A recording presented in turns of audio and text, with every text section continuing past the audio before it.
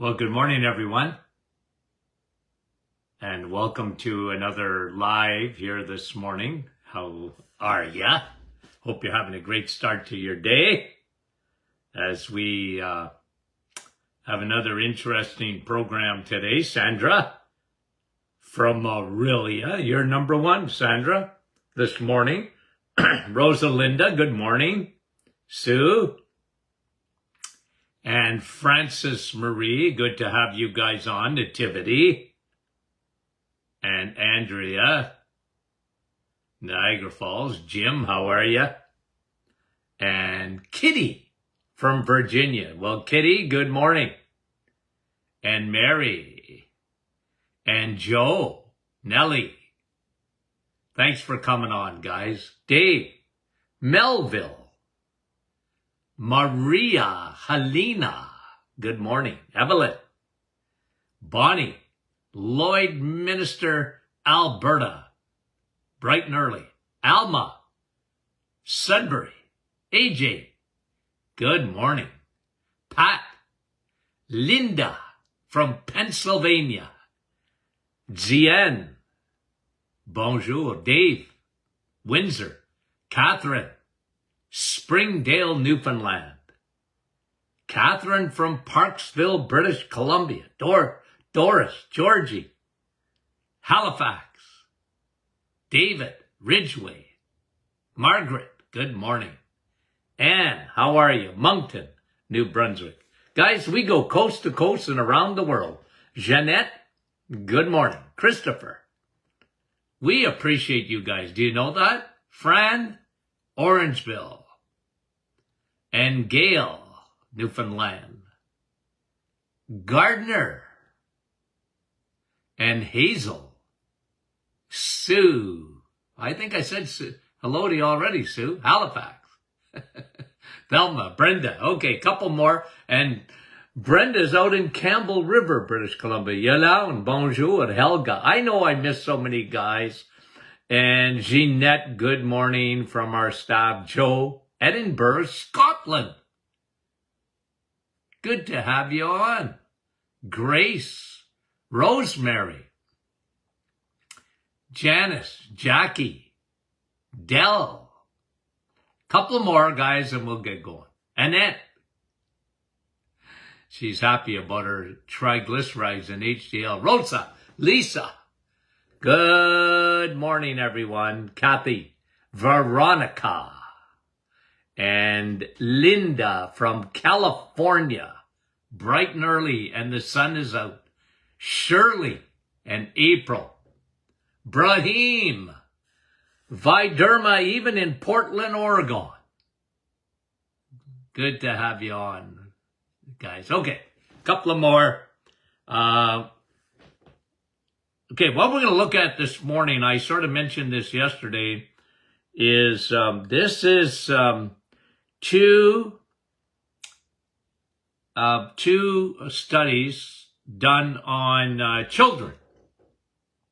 Okay, and one of the this is one of them coming out of the Journal of the American Medical Association, and I'm going to actually tie these two studies together, and I'm going to give you a little bit of context on why I believe this to be true. We're going to talk about mental health this morning in kids, okay? Now, I don't know if you heard me say this, but if lockdowns were a medication, it would have been pulled off the market because of the side effects, especially in kids. Well established. And this study tells us that prescriptions for children of antidepressants are up 600% in the last couple of years. 600%. Okay? And that is the prescriptions of SSRIs. to affect the serotonin levels in kids. Now, let me unpack this a little bit. I'm going to show you another study, and then we're going to talk about this. This is the headline of the second study, and then I'm going to tie this in with the first one. Antibiotics do more harm than good for kids. Now, guys, I didn't say that. This is what this article in the Journal of American Medical Association is saying. Antibiotics do more harm than good down the road. That's what they're saying. Interesting, isn't it? Now, they're not talking depression here. They're talking when you take an antibiotic as a kid, they're looking at mainly digestive issues and the possibility of getting some really bad bacteria like C. difficile, for example, for kids. And what they're saying is what I've been saying for, almost 50 years. Antibiotics will save your life. They will save your life. But the overuse of them is dangerous because of what happens down the road. Now, this study, like I said, was looking more at digestive issues. Guys, I can tell you something about digestion. Sometimes it's years later. You take an antibiotic as kids. Ear infections, throat infections. They're the most common. And the problem is, down the road, you've changed the gut. 5 days of antibiotics will destroy your look, it kills the bad guys. The problem is, it's friendly fire because it's killing the good guys too. And yeah, but I got rid of the infection. Well, if it was ear infection, 98% of them are viral. It's not a bacteria. Even throat, it's not bacteria, it's virus. And, oh yeah, but they got better with the antibiotic. I know, but they would have got better anyways. Give them something for the pain. And with the ears, I like what my son-in-law likes to do, an emergency physician. Give him an antihistamine for a few days just to take the pressure away from the ears. And he said, I don't like to give the antibiotics because it's a virus. Now, let me tie this together. The two studies on kids. One of them coming out of the lockdown for kids has been super, super hard. And again, guys, I told you that. I said the coming tsunami of mental health, the coming tsunami. But, I know mainstream media and the mainstream medicine, they don't listen very well because they have a narrative.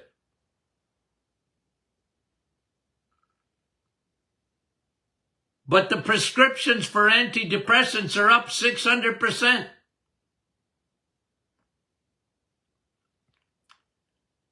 Now, what do antibiotics have to do with depression? That is where I'm going to tie things up together here today. And it's just something that if you go back and read almost every book that I've written, I've talked about the side effects of antibiotics. Now, what should be taught in every medical school? Every medical school. is the condition called leaky gut. Leaky gut. Now, you guys know this well, because I talk to you about it, you know, what, 3 times a week or more? Repeat, repeat, repeat. That's me. Well, because it's so significant. Hippocrates said that all diseases start in the gut. Well, he was pretty smart. He was light years ahead of his time. The father of medicine. But it was never taken seriously by medicine to this extent. Medicine, and God love them, okay? Please don't, you know, when you need a doctor, you need a doctor. Okay, so, okay, I'm not against them. They're smart people. The problem is they've been duped, hijacked in a lot of ways. And one of the problems in medicine is they specialize. They specialize, right? You got digestive issues, you go to a GI doctor. You got mental health issues, you go to a psychiatrist. You got heart issues, you go to a cardiologist. You got cancer, you go to an oncologist, right? They all specialize pretty well. As a matter of fact, I was reading the state of Canadian medicine, and family doctors have had it up to here. They don't like it. It's you know, they're overworked. And really what they are, they're sort of the middle person. They got to refer everybody out because medicine has become so specialized. Anyways, here's the point. What's the connection between the gut and the brain? What's that connection? Well, there's a huge connection. Your microbiome, your bacteria, it's an ecosystem. It's supposed to be very well balanced. You see, medicine, here's the problem. One of the problems that they have. What they're taught in medical school. They're not taught leaky gut. So what do they think? Blood. Now they know blood's very important. Right? The Bible's right. The life of the flesh is in the blood. Right? Found in Leviticus. And medicine, a couple of 100 years ago, and they did it for centuries, they used to take blood out of the body. Thinking, at that time, well, if blood is toxic, you have an infection, let's take blood out. And they found out that wasn't very smart. Took them centuries to find it out. But then they realized it's better to give blood. Right? But here's the problem in medical school. They look at blood as never being toxic unless you have sepsis, which is an infection in the blood that travels and it's very deadly. So if you don't have sepsis, there's no big problem. And they miss a whole area that ought to be very important to them, and that is leaky gut. Leaky gut. When there's things in the blood that don't belong there. Undigested food. I'm letting you look over my right shoulder And for those on a podcast, you visualize this. I've got a very expensive microscope right in behind my right shoulder there. You see it? I believe that every doctor in the universe ought to have a microscope in his practice. And for the first 2 minutes, you don't need much more than that. Every patient that comes in take a little drop of blood and put it under a very powerful microscope. Why? Well, you're going to see stuff.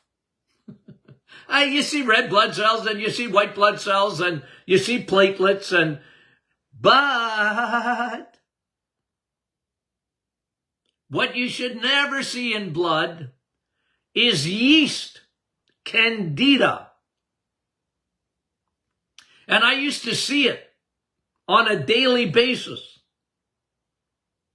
And if I saw candida in the blood, I knew one thing. That patient had leaky gut.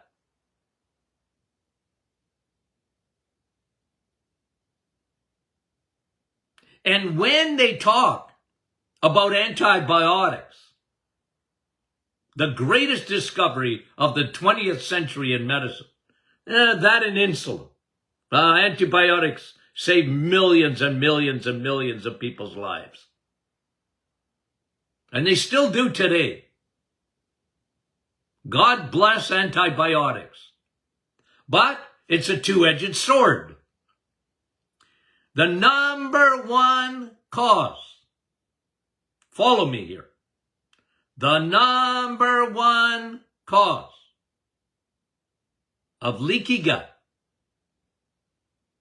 is antibiotics.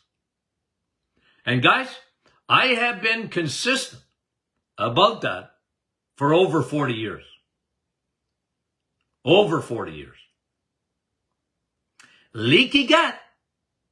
And I remember this is, let's go back 30 years, 25, 30 years ago. I talked about leaky gut in chronic fatigue syndrome in one of my books. And I remember talking to a few physicians, some of them right on TV or radio, because I did a lot of that. Thought, like, Dr. Martin is, woo-hoo, woo-hoo, you know? He's wearing a tinfoil hat.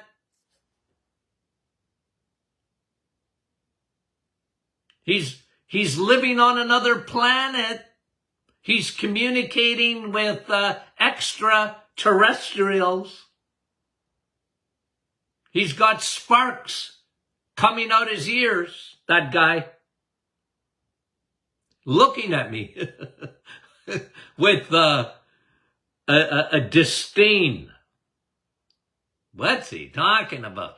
Blood is sterile, and if you ever have yeast in your blood, you're going to die because you're going to get sepsis. You never see yeast in blood. You never get fungus or candida in blood, you dummy. I said, yes, you do. And you wouldn't even know it. But if you take an antibiotic, and you don't take a probiotic, you're in doo-doo. Coming to a theater near you will be problems. Yeah, and maybe not digestive, maybe. This study is saying antibiotics, let me read the headline, do more harm than good for kids. Wow. They're starting to see it. But they're not talking leaky gut. They're talking digestive issues and the possibility of C. difficile and setting themselves up for a fungal overgrowth is my point. Not in that article, a fungal overgrowth. So what am I saying? What's that got to do with prescriptions of SSRIs in children? Ritalin, Ativan. Now, if you want to see something interesting, you can Google this. I saw it over the weekend. Tom Cruise is, if you haven't seen, look, I like the first Tom Cruise movie, and his new one, right? It's a huge hit. So somebody Googled something he said about mental health, right? An interview with Matt Lauer. You remember him? Was he on NBC or I can't remember. But this was 17 or so years ago, and he was talking about mental health and kids and Ritalin and all this and that. Google it. It's interesting. And Tom Cruise is, I don't have to tell you about him, but like really big again because of his new movie out. Okay? Now, let me connect the two. I got off on a little sidetrack. Let me connect the two. Mental health and antibiotics. You have to understand for me, okay? Just understand my clinical experience. Clinical. I'm why? I talked to a young lady yesterday because somebody was asking me about mental health issues with her granddaughter. Or no, her daughter. It was her daughter, sorry. And I gotta ask questions. Because that was me asking questions. Tell me about that child's, when they were a child, tell me about their childhood. Oh, big time trouble with their ears. Oh. See, look, mental health isn't just antibiotics, guys. Okay? It's not just that. But I'm telling you, one of the biggest keys to your brain health, listen, Linda, listen, is your gut health. Antibiotics, they destroy your friendly bacteria in kids.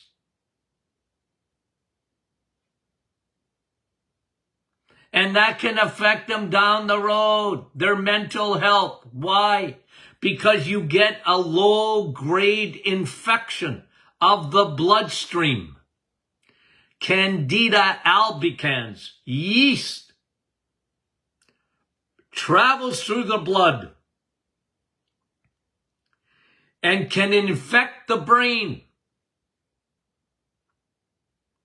It can cross the blood-brain barrier. By the way, what we know about the blood-brain barrier today, compared to what, the blood-brain barrier, I mean, when I studied that in school, we didn't even know, we knew it existed. We just didn't, okay, how does it work? You know what we know today? The blood-gut barrier, it's bacteria.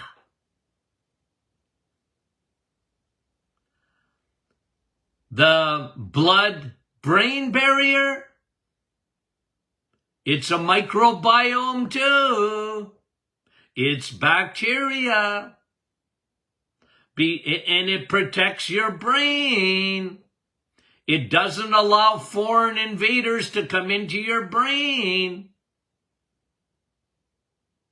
Nothing can get in that doesn't belong in your brain. Your brain, guys, you are fearfully and wonderfully made. You have a barrier.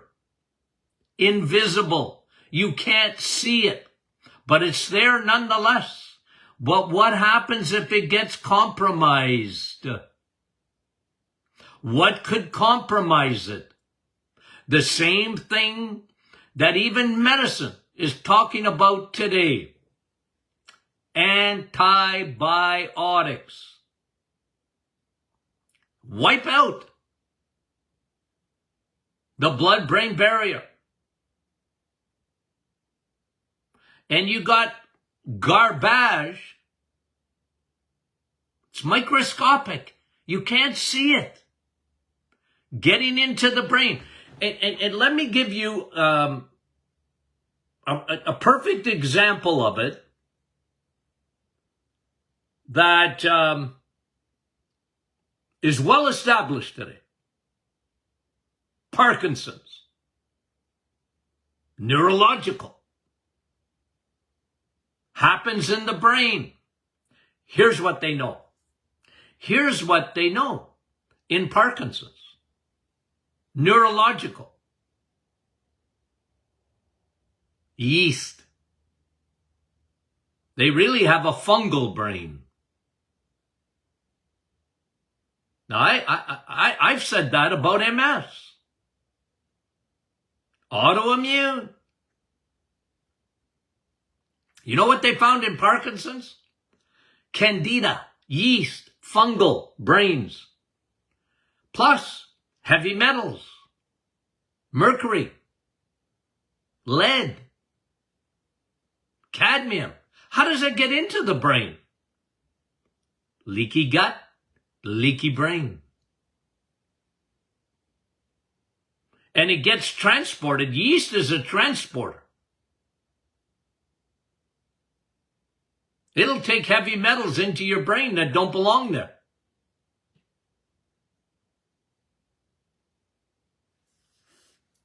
So this is significant, guys.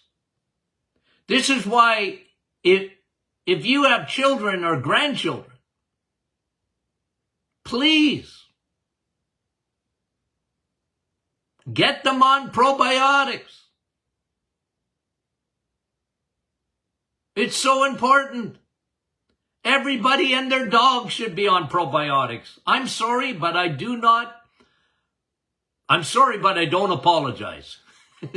How stupid is that? But I can't help but tell you the truth, guys. You know, because, again, I love medicine, but don't wait till a doctor tells you to take probiotics and it'll never happen. Well, maybe it will. If you got a doctor that thinks outside the box, well, good for you. Buy him or her a Christmas present every year, please. You got a good one. But I always tell you guys, take care of yourselves and take care of your family. But mental health, now there's other factors. I understand that. But it's a big factor, I'm telling you, because they never, ever, ever take histories. I'm interested in the childhood. What happened? I've talked to you in the past about the C-sections. Gynecologists, obstetricians, C-sections.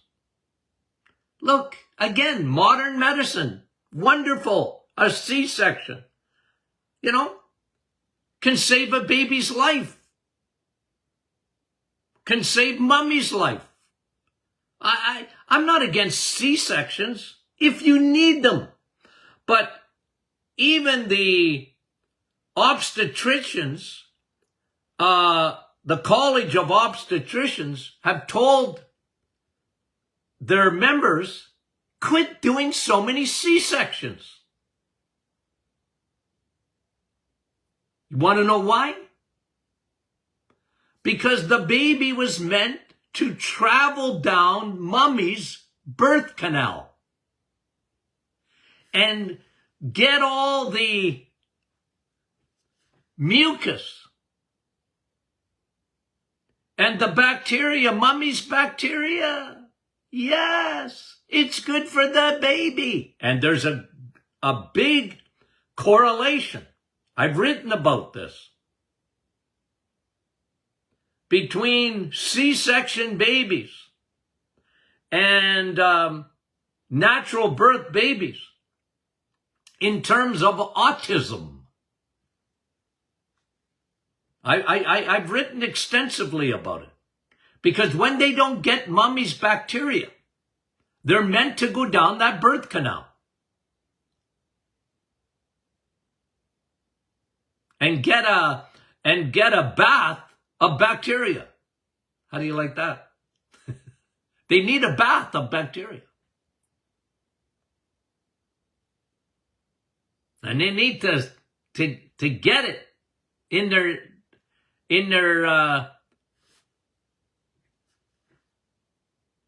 their body, and especially in their sinuses and their ears, and that bacteria is good for them.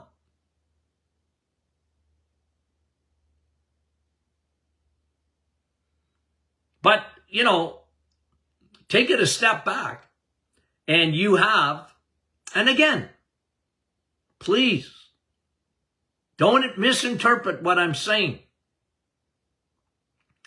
But when you have public health officials, we saw it. We were in a laboratory for 2 years, a medical laboratory, and we found out how medicine thinks. You got a virus? Stop the presses. Everything, the only thing that matters is that virus. No more mental health, no more worrying about cancer, don't worry about your heart, don't worry about anything. Let's just get rid of that virus. And they took over. True or false? It's 100% true. And, good luck. But that's what medicine says. They can't look what's going to happen down the road. What are we doing to ourselves?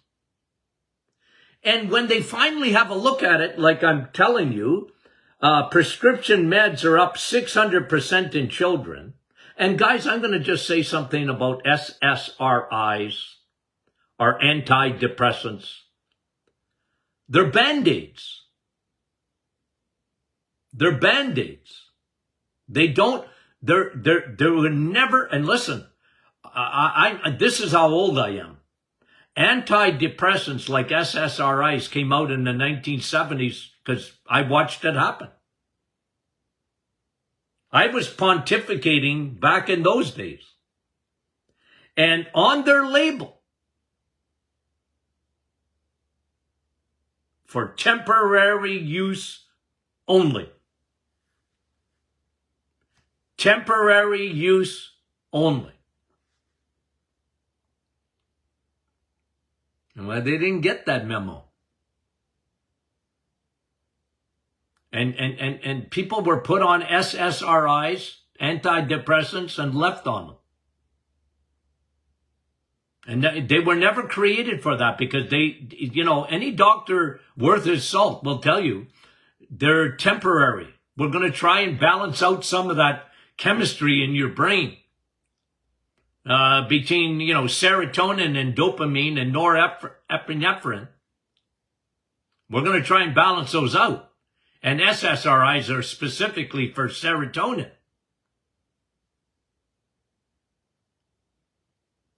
But I bring people back even further,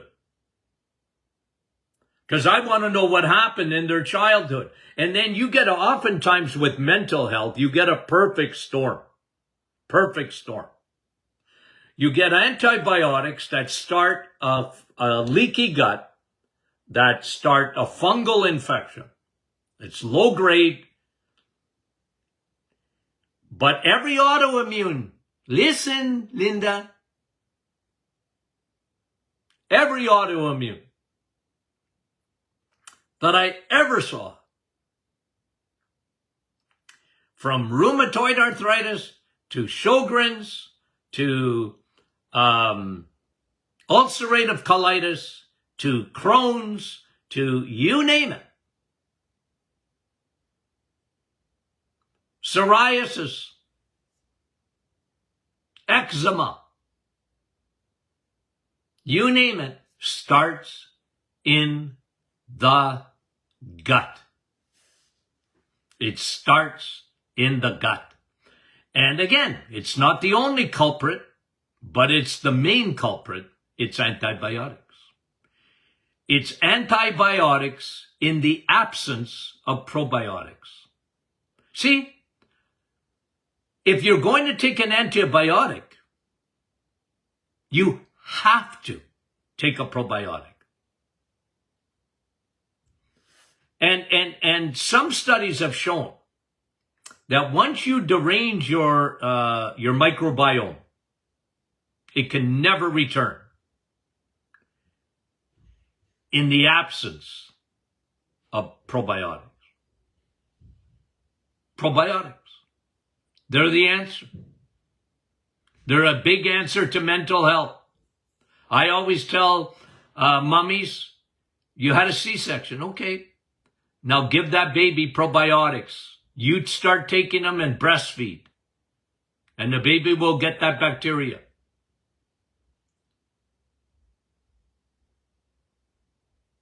I've even had moms open up a little bit of the powder in the capsule, put a little bit of powder on their breast. Baby will get that bacteria. Going to get mom's bacteria there. Might as well give them probiotics. I know. It's controversial, but see the connection? See the connection? And when Candida gets up into the brain, it can play havoc to the neurotransmitters up there.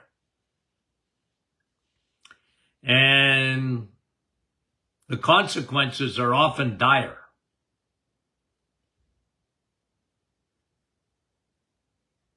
Okay. So what, I get excited. No, but I like to look in behind the scenes, guys. It's just the way I'm built. I'm a history guy. I learned that from my dad. History. Listen to a patient. They have inside information. Listen. Linda, me. I had to be Linda and listen. And listen to patients, because they'll tell you a story. That's one of the biggest problems in medicine today, in my opinion. They just don't listen. A patient told me the other day, former patient told me the other day, they went to their doctor and he never even looked at them. Ever. He just had his head, it was a he, on the computer and talking. He never turned around. I said, you're kidding me. Nope. Ooh. Okay, guys. Are you having fun?